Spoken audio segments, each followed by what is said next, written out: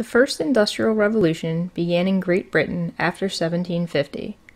There were several factors that combined to make Great Britain an ideal place for industrialization. First, the agricultural revolution of the 18th century created a favorable climate for industrialization. By increasing food production, the British population could be fed at lower prices with less effort than ever before. The surplus of food meant that British families could use the money they saved to purchase manufactured goods. The population increase in Britain and the exodus of farmers from rural to urban areas in search of wage labor created a ready pool of workers for the new industries. Britain had financial institutions in place, such as a central bank, to finance new factories. The profits Britain had enjoyed due to booming cotton and trade industries allowed investors to support the construction of factories.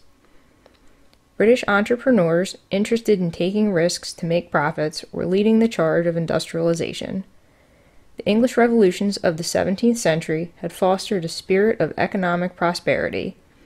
These early industrial entrepreneurs were willing to take risks on the chance that they would reap financial rewards later. Britain had a vast supply of mineral resources used to run industrial machines, such as coal. Since Britain is a relatively small country, these resources could be transported quickly and at a reasonable cost. The British government passed laws that protected private property and placed few restrictions on private business owners. Britain's merchant marine could transport goods to foreign markets. Lastly, Great Britain's colonial empire created a ready supply of consumers to purchase its manufactured goods. Without important technological changes, the first industrial revolution would not have been possible. In the 18th century, Britain's cotton industry charged ahead of many other countries.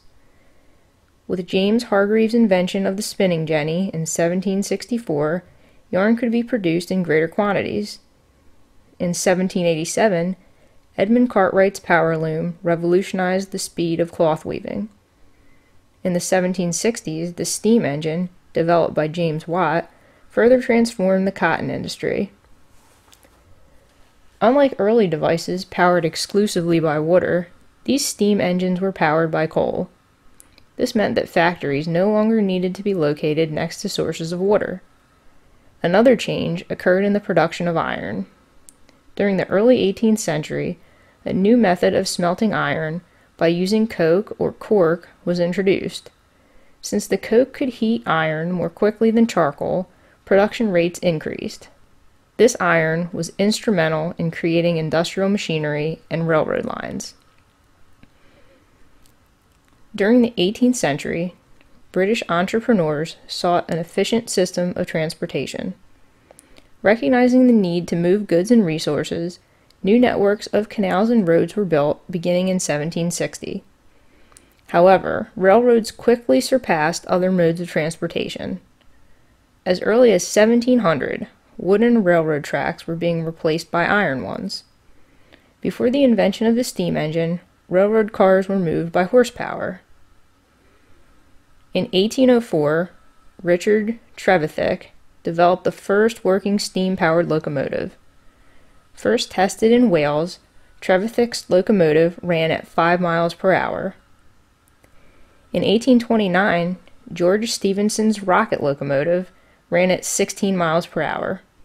His design would influence train engines in Britain up until the 1960s.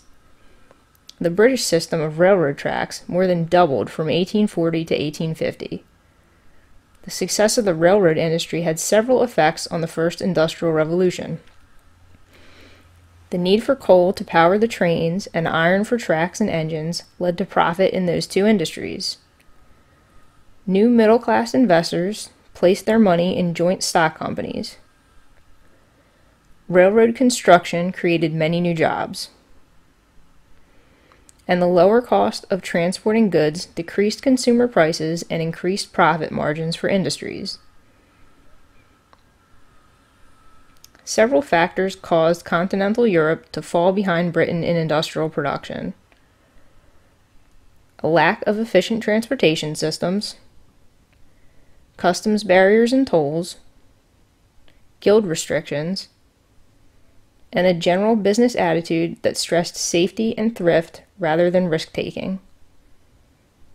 In the early 19th century, continental Europe began borrowing technology from Britain. The British government attempted to prevent artisans and engineers from leaving the country through legislation. However, by 1825, thousands of British craftsmen had already moved to mainland Europe. British equipment was also being sold to other countries illegally. Soon, much of continental Europe had the same industrial technology as Britain.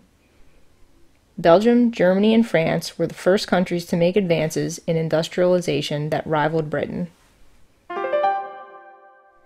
The First Industrial Revolution was an important shift in Western society because it led to the wage labor society recognizable in modern times.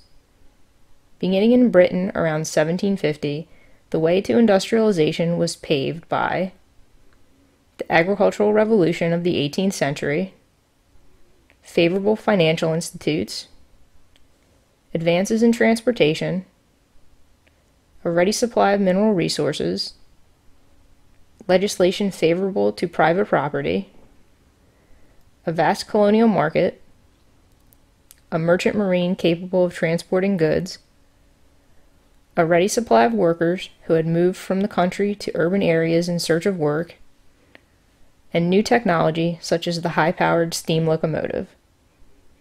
Both continental Europe and the United States lagged behind Britain in industrialization until the middle of the 19th century, when countries such as France, Germany, and Belgium began to borrow British technology.